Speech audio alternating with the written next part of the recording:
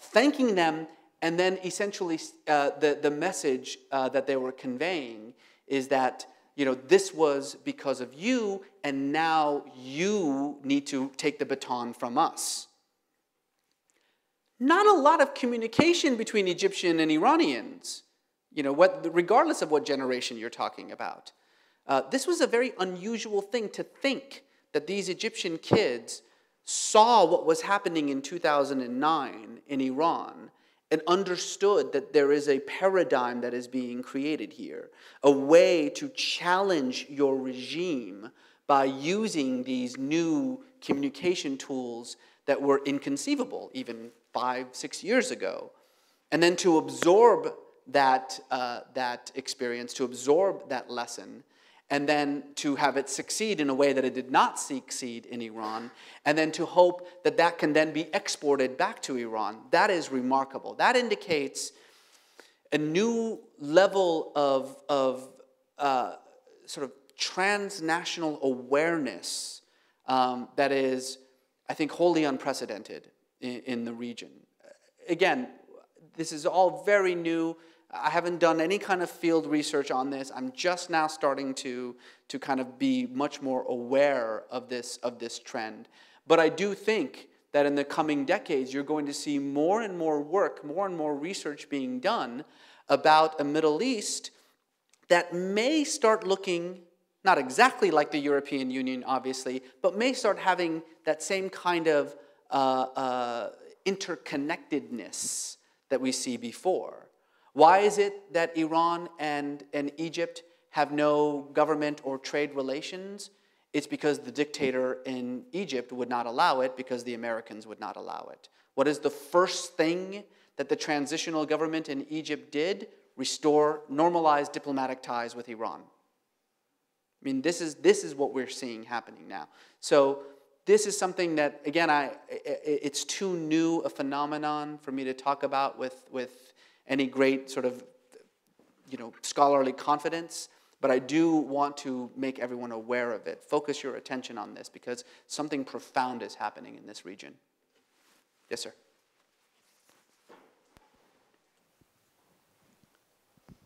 Thank you. Your analysis on what is common between the Middle East is interesting, but I wonder that if in an attempt to present a novel idea, if you're perhaps ignoring a very simple idea that the common entity or common thing in the Middle East is Islam. I mean, I agree with you that it's no longer Pan-Arabism, but perhaps it's because that Pan-Arabism was built on top of that common thing which was existed, which was Islam. So please, I would like to hear your thoughts on that. Mm-hmm.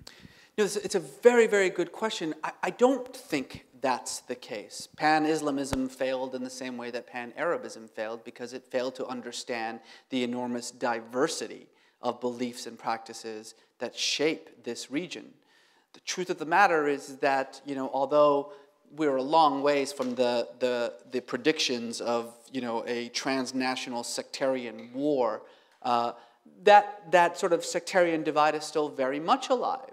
There is a difference between not just the Shia and Sunni branches, but of the many Shia and Sunni branches within those two branches. And there is this sort of separation of identity when it comes to religion. And by the way, let's not forget that a good 20%, I think by some estimates, I think that's a pretty good estimate, of the region is Christian. So I think that Islam as identity might be a pretty good glue, but not Islam as religion, not Islam as faith and practice, belief and practice, because its diversity, and this is what happened, right? This is the failure of the early 20th century with these great sort of pan-Islamist philosophers who thought, with the end of colonialism, Islam will become this glue, will create a supranational identity based around Islam. It failed. It failed for that very reason. And I have a hard time believing that it would work now.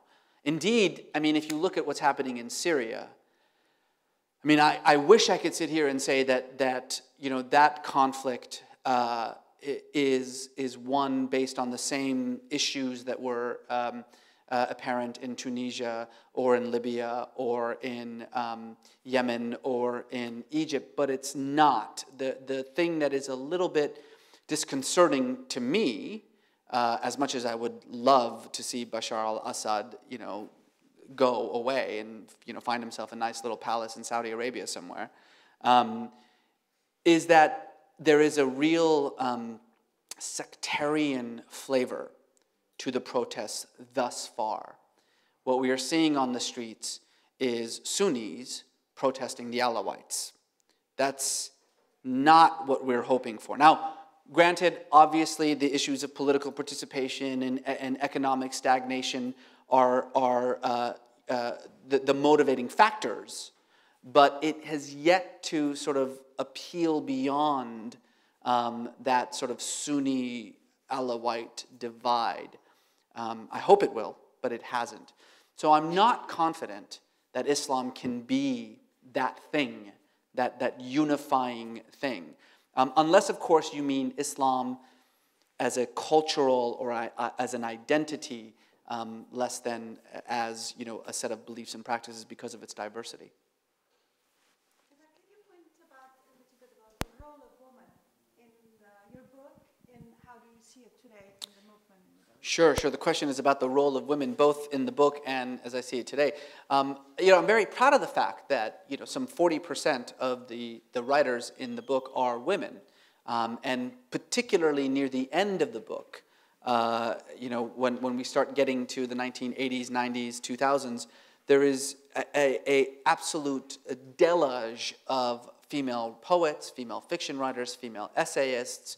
Women, of course, have really since the 1930s and 40s been at the forefront of the literary revolutions in this region, partly because literature really sort of reached its peak at the same time as we saw this sort of the surge of the so-called women's movement in places like Turkey, in places like Pakistan, and in Iran. A little bit less in the Arab world, but nonetheless in the 50s and the 60s, at the same time that we're seeing this kind of reclaiming of the feminist identity in society, we're also seeing this is sort of the golden age of literature. So it only makes sense that a lot of the writers at that time are women. And they obviously present a unique voice. The female voice in many of these societies, whether it's in the political realm or in the religious realm, is, as you well know, muted. And so, again, literature becomes the primary avenue for these women to express themselves, to express their desires and their aspirations in a uniquely feminine way. With regard to the role of women in the protests that we're seeing, it depends. I mean, certainly with the Green Revolution in Iran, I mean, women were at the forefront of that movement. There's a saying in Iran that the only men left in Iran are the women. A little bit less so in a place like Libya, obviously, because of the societal restraints on women. In a place like Egypt, you saw women very much being active.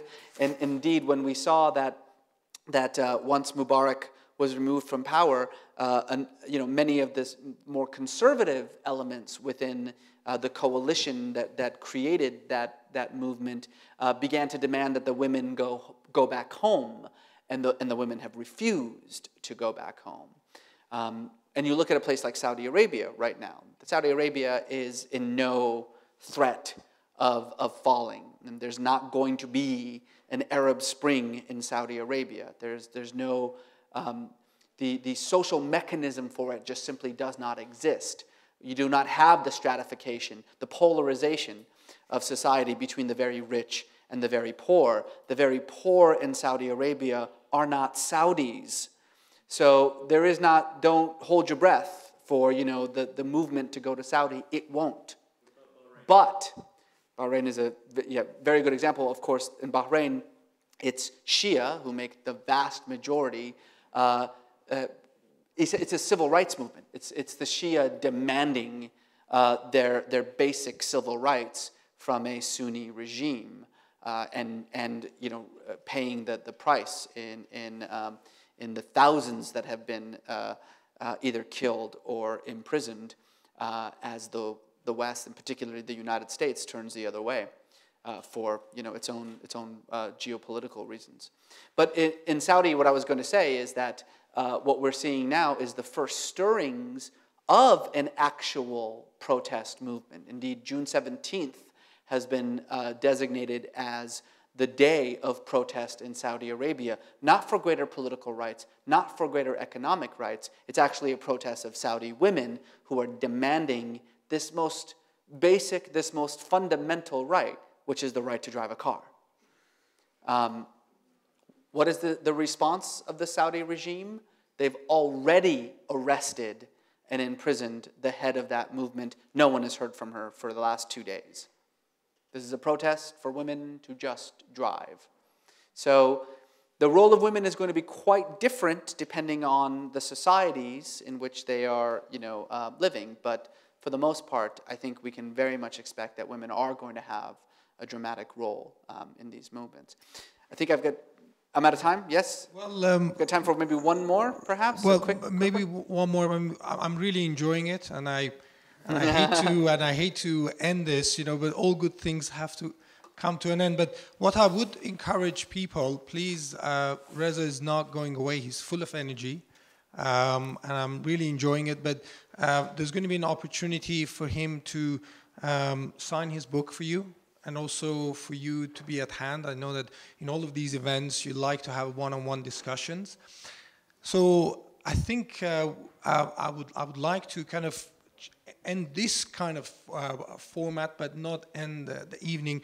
But before we move on to the next part, can I please ask you to recite or read one of your favorite poems? My favorite poems? Sure. Well, whatever you would like to choose, and then maybe we can move to the next session. Again, in hopes that someone somewhere will soon put a bullet in Gaddafi's brain, I will read a poem by the great Libyan poet Khaled Matawal. Khaled grew up under Gaddafi's brutal regime, and he writes this amazing poem about an experience that he had. This was a common practice of Gaddafi. Every couple of years, he would empty the prisons of the political prisoners, and then he would force everyone in Benghazi to go to the main square and watch as these prisoners were executed one by one. It's a common thing that he did every couple of years, mainly to empty the prisons, but also teach the people in Benghazi not to speak. This is a poem by Khaled Matawal about his childhood in Libya. It's called 50 April Years. A soldier waved our bus into a detour. We didn't pass by Parliament Square that day. I'd hoped to go to a pastry shop, coins I saved for a week. Southern winds, sun shrouded in dirty clouds, red tongues of dust on window panes. There'd been a hanging on the square. 16 years later, I ate lunch at home, afternoon light, the gloss of olive oil on lettuce leaves. On the radio, whistle and boom of mortar shells, one landing on a soccer field, 40 boys dead. And I'm trying to remember who wrote, quote, "To die in mid-sentence was to triumph over the dark." When I was 7, I spent days hiding among the beanstalks. I heard my name called and felt indifferent to being wanted, unassured that the world I live in would undo my foolish malcontent. It's not as dramatic now. I look out the window, people in their rooms, reading or thinking or watching TV, as if the world had stopped calling, as if we had emerged from the whirlpool of its demands with a wild mixture of cowardice and courage to say unto others, "I wish you did not exist." On the day of the hanging, my father drove home a poster of the president on the hood of his car. He tried to explain. Over and over he said to me, "Survive." Once I believed forgetfulness was a gift from the gods, not an erosion of the soul. Now I know enough to say, this has happened before, and even crueler things. The bombardment of the ghetto as the Republic ate its lunch in the park. held its toddlers, napped on lawns, smoke, sharp air, fevered with the hiss of a flute. Don't ask. I too find myself listening to gurus who abhor coherence, who tell us language is a bucket of slop and we can only grunt and squeal. I wonder if they say this to silence the wretched who have found no words, who wave their torn limbs at us. This too has happened before. My brother and I snuck to the car the night of the hangings.